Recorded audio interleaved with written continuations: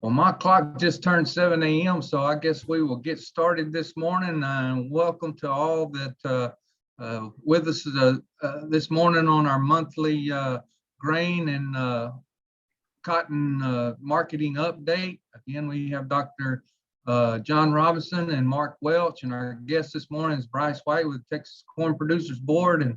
And as usual, we're always glad to have our guests with us. And with all of that, I want to thank our sponsors. As I said, Texas Corn Producers Board, the Texas Sorghum Producers Board, and the Cotton Board for helping us out and supporting this program.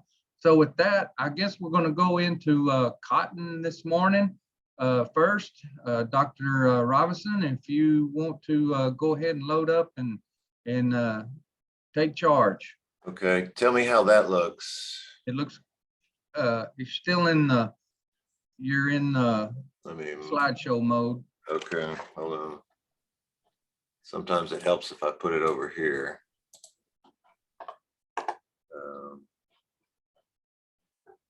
And do that. Did that do anything? Yes, sir. Okay. That's good. All right. So relatively speaking, the cotton market, well, it was down yesterday. I think it's down a little bit today, but it's down at a very, very high level. So this is the new crop December contract in the last 6 months. This red circle here is back during your crop insurance price discovery period, which South Texas has a cotton insurance price of 93 cents for the lint, and then we've marched on up since then. Part of the reason, an increasing part of the reason is the new crop market is trading its own fundamentals, and the fundamental relates to the drought and the potential short supply that the U.S. market is facing because of the uncertainty related to the Southern Plains drought, which all I can tell you about the Southern Plains drought, I think I've got it over here. The latest NOAA forecast is that they've extended the period where they expect La Nina conditions. There was I forget now, 50+% chance that it would begin to fade by May, but now they're expecting it to continue through the summer. And now it's a majority chance that it might continue into the fall. So it's kind of a continuing bad deal. And that has implications for lots of crops, but particularly cotton, because it's planting time up in this part of the world, or it will be.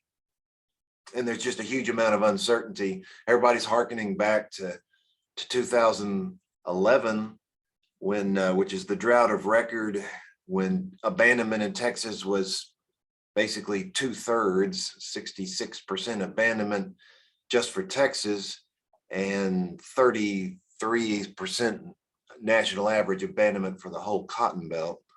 I'm not assuming it's going to be that bad, but it's, when you hear the stories from the ground out here, it's pretty bad. And Bryce can give us a firsthand account. So in terms of supply and demand projections, this next to the last column is USDA's latest projection, and the blue numbers are my projections for the new crop looking ahead. Now, USDA is going to come out with comprehensive supply and demand projections for the 22 crop. They're going to come out with that in their May WASDE coming up.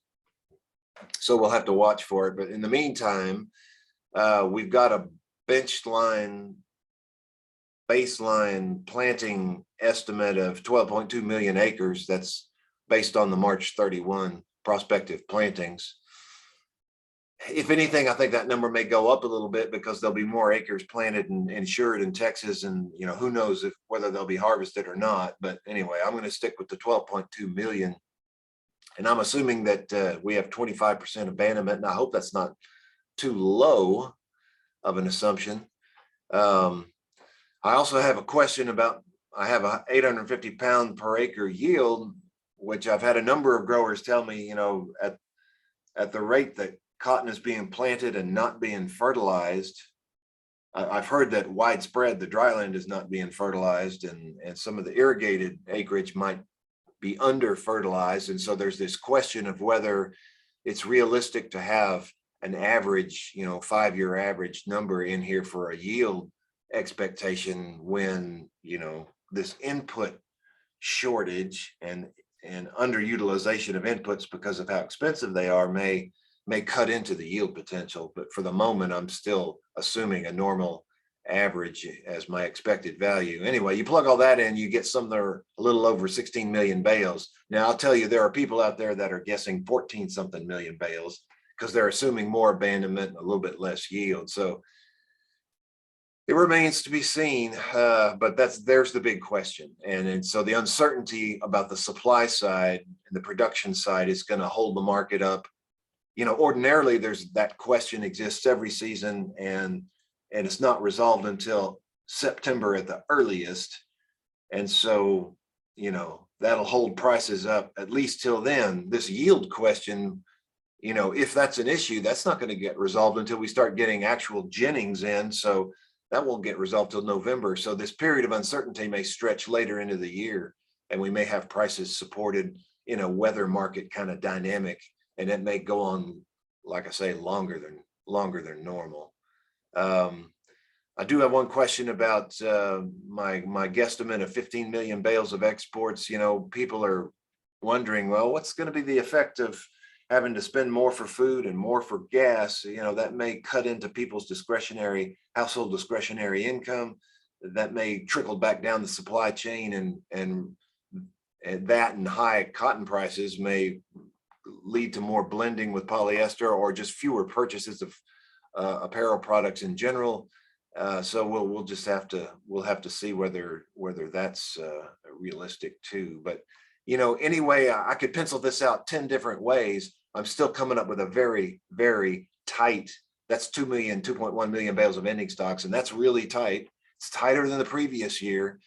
I could tinker with these numbers. I could make them more conservative. I could play around with it. I'm still coming out with tight ending stocks outcomes. So fundamentally, there's really no reason for prices to drop back under $1, certainly. And the real question is, between now and September, or maybe now and November, how high will the normal weather market volatility take us above the fundamental level? And so I've got my next to last slide here is my speculator slide. And I'll just point out this area in green are the trend following speculators that typically jump in the market during a weather market. They do that every summer. They do it especially in a dry weather market kind of scenario. Well, what I want to point out to you is, they're not at their particularly high historical level of speculation right now. So once we get revved up, and once there's questions about the final acres, and once there's questions about how big the abandonment is, and once there's questions about how low the yield is, I figure there's time and there's room for these guys to pile on, jump on a bandwagon, and run us back up, to 100,000 contracts being held long by these guys who are making a bet that the market's going to go higher than it is right now. And right now it's at $1.21.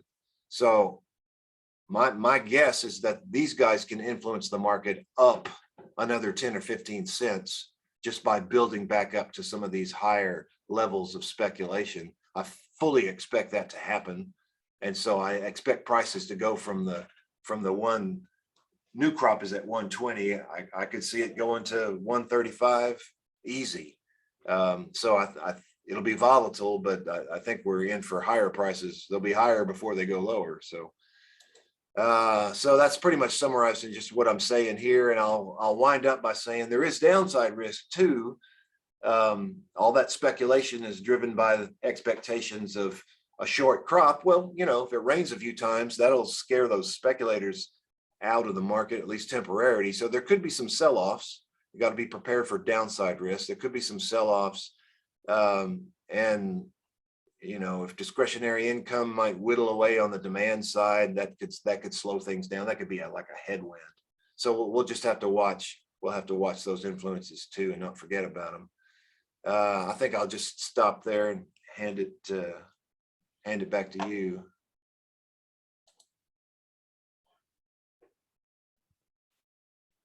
Good information, Dr. Robinson. Everything's kind of got a lot of ifs and ifs and buts and all that On the one associated with. hand, on the other hand, yeah. Yeah, it's kind of a strange time right now as far as markets and plannings and all that. So anyway, thank you again for being with us this morning. Really good information, and I guess we'll move on to Dr. Mark Welch, and he's our grain specialist, marketing specialist. So with that, I'll turn it over to Dr. Welch and take it away. All right. Thanks, Bobby. Again, always good to be with y'all on these monthly updates. Hope you're seeing my screen okay there. Yes, sir. Basically, the factors that determine grain price. We've talked about these month to month to month. Those in red are the particular areas of uncertainty, of course, that we're dealing with even yet.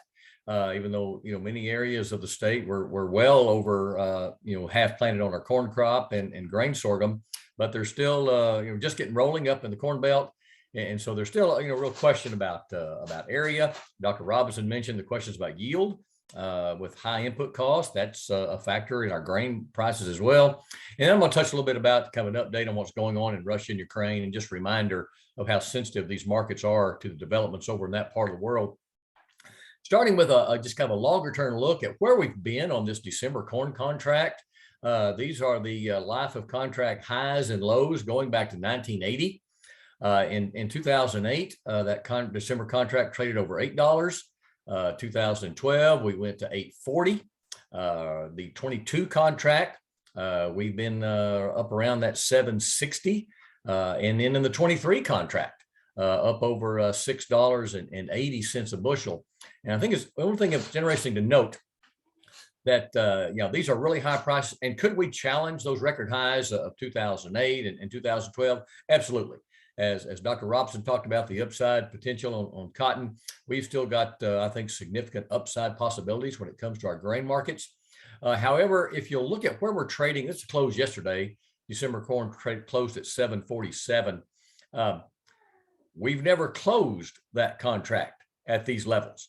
And so, I've heard it said that anyone that's been doing some pre-production marketing this year, well, the smartest folks in the rooms are the ones that haven't done anything. Well, and that's right, because we've seen prices going up and up and up. The question is, by the time we get the combines running and the grain is in the bin, will those still be the people that haven't done anything? And what will be the marketing and the price consequences of that? And obviously no one knows. But yes, waiting and sitting on your hands or on the sidelines right now, that's a great strategy. It's paid off to this point. But there is a time and there is a place for putting some price protection in at markets at these levels. And just to put it in that context, we aren't at record highs on where these contracts have been, but we have never closed at these levels. Same thing on the wheat market. Back in 2008, July Kansas City wheat went over $13 a bushel. Well, we've hit $12.60 on the 22 contract, and we're running kind of back up there now. We're at $11.76 at the close yesterday. I think we're up again this morning. The 23 contract over $10.70 a bushel. Again, this is kind of lofty territory up here. And even though these aren't life of contract highs and record highs for that contract, we have never closed at this level. In fact, you look at wheat, the highest close of that July contract is back down around $8 a bushel. These are, again, some marketing opportunities that we do not see very often and generally do not hold. The conflict in Ukraine is picking up with fighting intensifying in the east, particularly in that Donbass region, which is the provinces of Luhansk and Donetsk. And that shaded area, those are areas in which the Ukrainian army has been fighting Russian-backed separatists in that area for 8 years. Ever since Russia took over Crimea in 2014. So there's been conflict there, but now it's intensifying as Russia seems to be more intent on securing their hold in this region. The fighting around Mariupol, that's in this area right down in here. So, that is a critical area to connect the Russian-held Crimea down here in the south. If the troops were finally able to succeed in taking over Mariupol, and then an effort to secure their hold on these regions here in the east, that seems to be the intent at this point. And what that means for grain production, it really starts to threaten what goes on in the wheat market. You can see that in these areas is a higher percentage of wheat that is produced in these areas, and they're on a crop calendar just like we are, that in June and July, they'll be wanting to harvest these crops. And what will be the likelihood of the ability to have even access to these fields if the Russian army has secured, again, basically this region from Crimea here in the south, all the way up the coast. Then again, we're back over here in Mariupol, and then in these eastern provinces. So a good bit of wheat production, obviously at risk. And if you look at the corn production, it's more in the north. And now that the fighting perhaps has moved away from this area, if it stays that way, perhaps there will be more access to grain farms in that part of the country. But yet anywhere, obviously, in the conflict that's going on, will they have access to the equipment, the resources, the seed, the fertilizer, the fuel, the labor, all the things that it will take to even be able to put in a crop, in the midst of a war. That kind of puts a little context perhaps in what the production areas that are threatened by the current conflict. And how is the world responding? What are the kind of reports that we're starting to see in light of the lack of export potential out of the Black Sea and these record high prices that we're seeing in the grain, or close to record high prices that we're seeing in the grain markets? These reports coming out of Brazil. Corn area expected to expand by 1 million hectares. Wheat planted area will continue to grow. In India, a record wheat harvest this year. India is primed for record exports. So, again, we're seeing some supply response, and this is exactly what you'd expect, given these kind of prices, as inputs would allow, and with competition for acres for other commodities.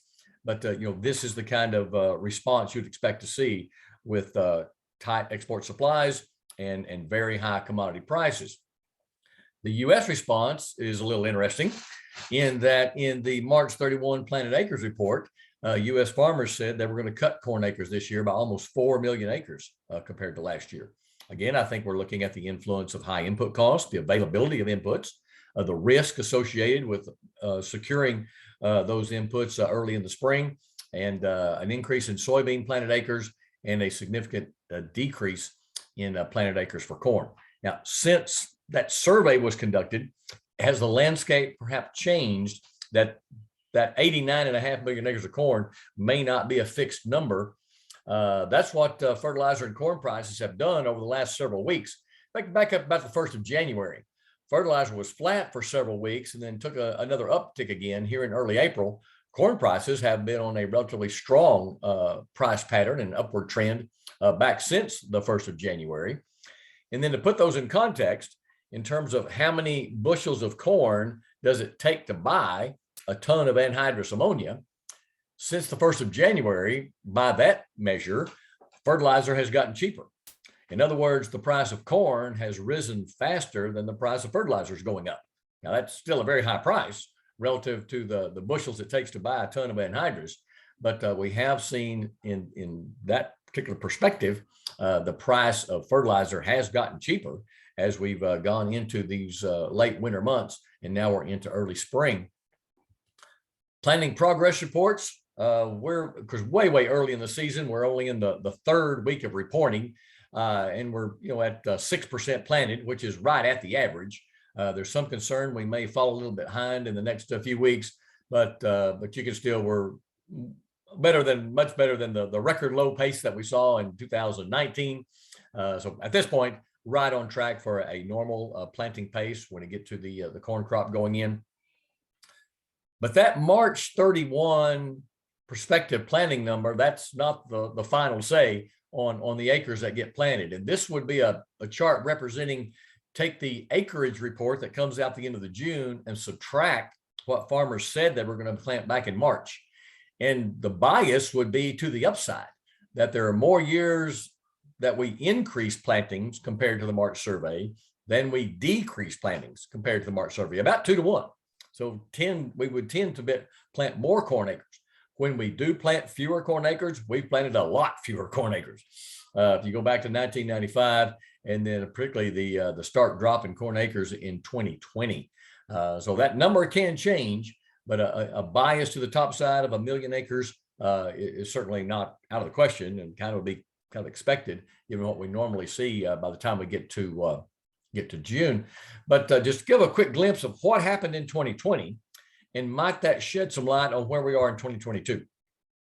In 2020, about the later part of March and into early April, we saw a strong increase in soybean prices relative to corn. And this is tracking the soybean to corn price ratio. The November futures price of soybeans divided by the December corn futures price. And if that ratio drops below about 2.4, the net returns really favor planting corn over soybeans in crop budgets. If you look at a place like, the statewide budgets in Illinois, if you get above that 2.4 ratio, now those net returns start to increase for soybeans relative to corn. And as soybean prices rose relative to the price of corn, we had a strong shift and a strong upward trend still in that planting window from late March into the first part of May. And we saw a big drop in corn planted acres relative to soybeans. So what does that look like this year? It's done that. We have seen a strong increase in the price of corn relative to the price of soybeans in basically the same time frame. Now, there are other factors this year, particularly high input costs, and perhaps that's a risk that farmers just aren't willing to take.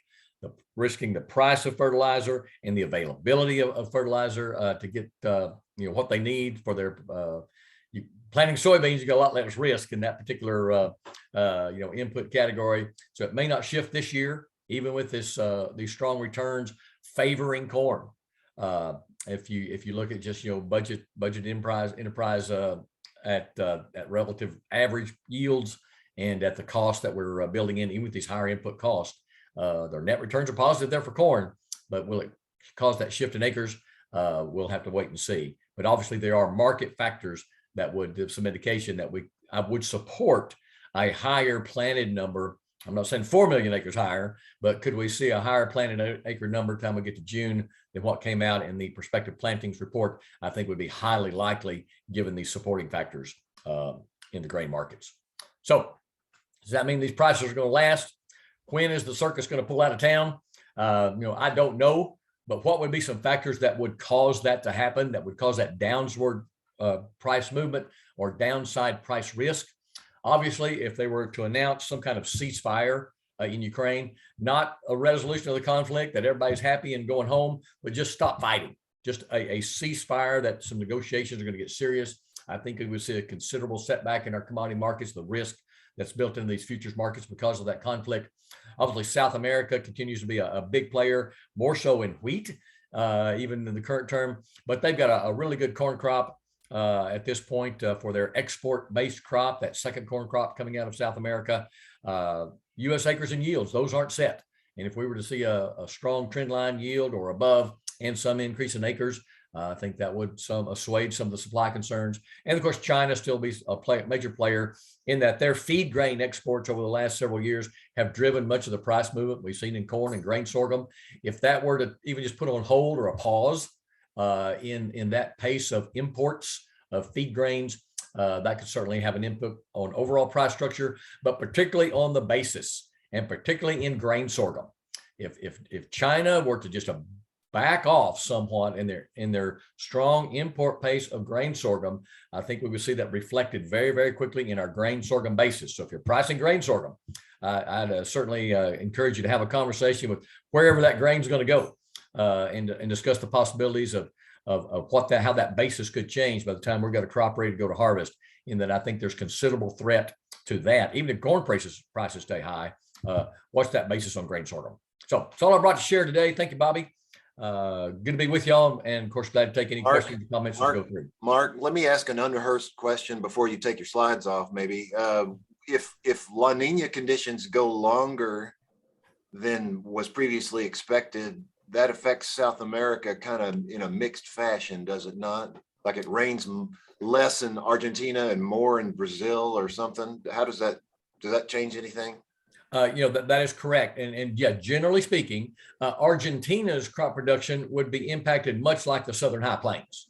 Yeah, they tend to be warmer and drier, just like we do. And it does look like the impact of this La Nina, even if we're trending back toward neutral and it's just a minor uh, uh, impact into that La Nina zone, that influence just drags out. Yes, longer and longer and longer. And so I think that would start to have an impact. Now, of course, we're entering the winter months now for Argentina. So it kind of gets into the play of next fall when they start planting their spring crops, that we'd start looking at production impacts in Argentina. But yes, you're right. And I think the more tropical areas of Brazil, they would be more the Australian impact, in that their rainfall tends to be enhanced in a La Nina, and El Nino would go the other way. But yes, that is my understanding. Okay, thank you. But at this point, it does seem like the primary second crop corn production areas in Brazil, which are in more of those northern areas that you just referenced, would be under the more favorable influences of La Nina and enhanced precipitation as they're bringing to maturity this second corn crop. Okay. Yeah. Thank you.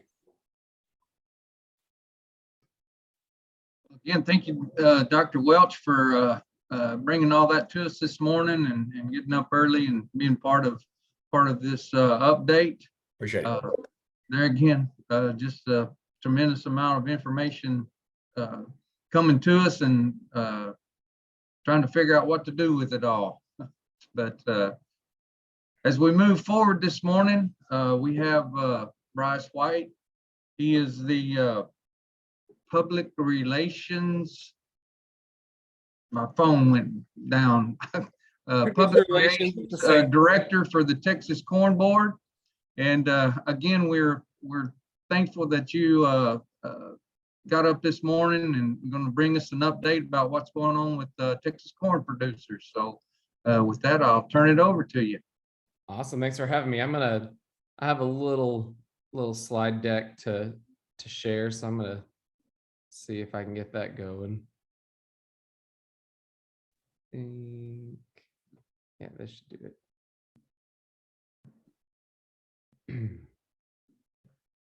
So we last time I joined y'all, I think it was December, and we were at the time headed down to Sinton. So we were in your county, Bobby, and we were helping their Texas Wildlife Services and USDA APHIS. They had a joint partnership through a Farm Bill pilot program to help with eradication of feral hogs. And so that was really important for us. It was really important to our some of our directors that are down in Bee, Nueces, and Sampat County, and in general across the state. A lot of places where corn is grown, we've been seeing a lot of wild hog problems, of course, for years.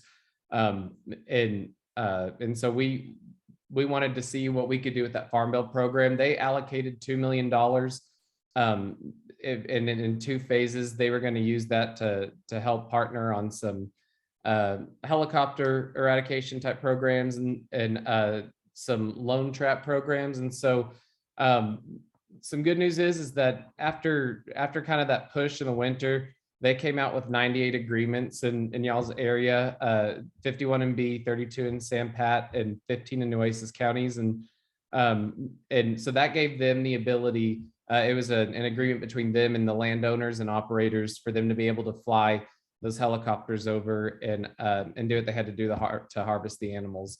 Another good thing that's happened, it's not in every county, but the State Soil and Water Conservation Board, they've been doing some local agreements for some hog trapping rental equipment.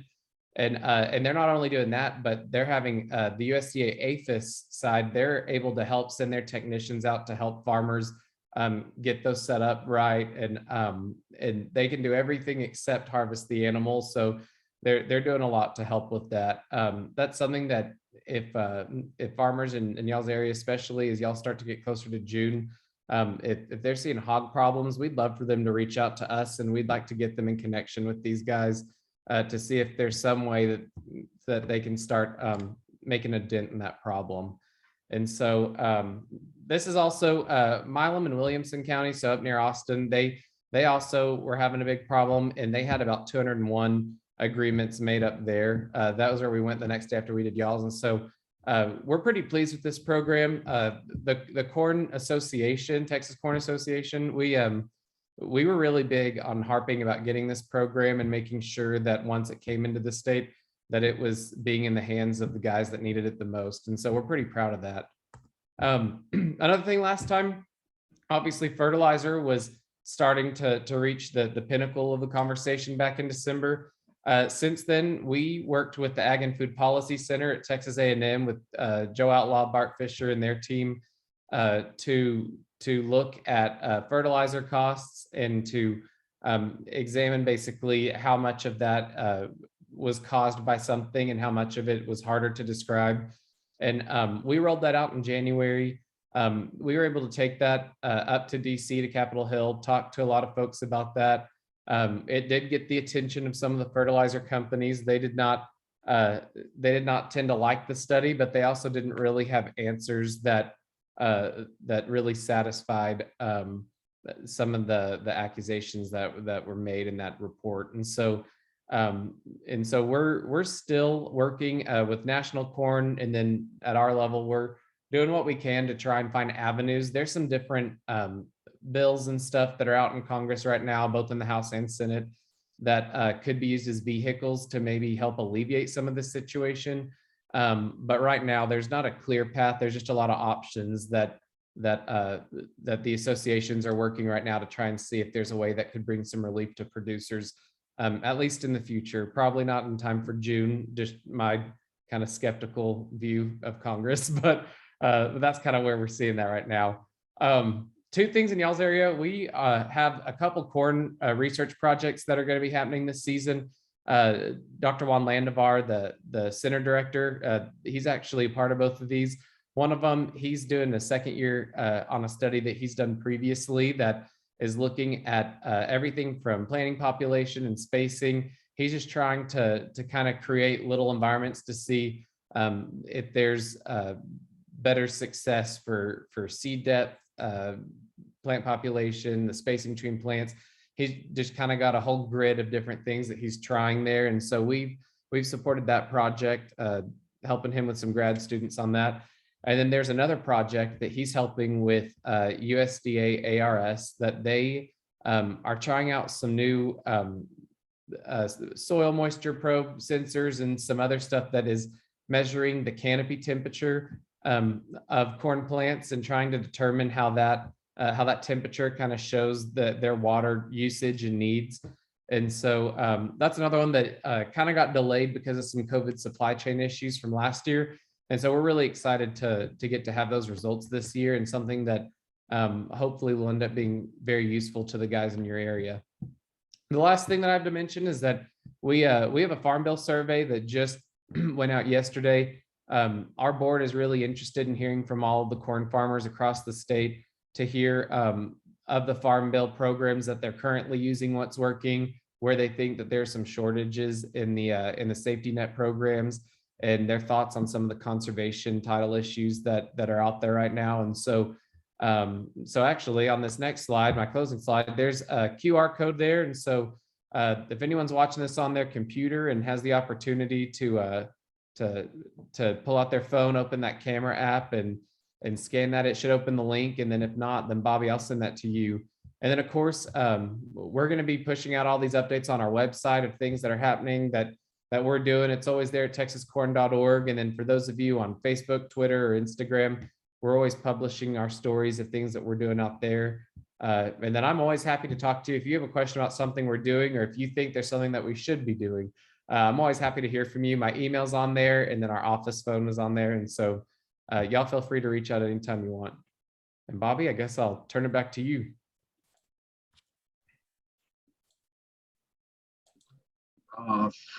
Just 1 second. I punched a button that I shouldn't have. Oh, there we go. Well, again, thank you, Bryce. Good information. And yeah, if you'll send me that, I hope we'll be sending this recording out. So there'll be multiple ways of people seeing that, but more than happy to help promote any of that we can. And again, we thank you for being on, and thank Texas Corn Producers Board for helping us out as often as they do, and also the Texas Sorghum Producers Board and the Cotton Board. We greatly appreciate all that y'all do for us. So does anyone have any questions or any more comments that they would like to make? If not, thank y'all, and I guess that pretty much wraps up our monthly grain and cotton marketing update. Again, thank y'all for being with us this morning. Thank you.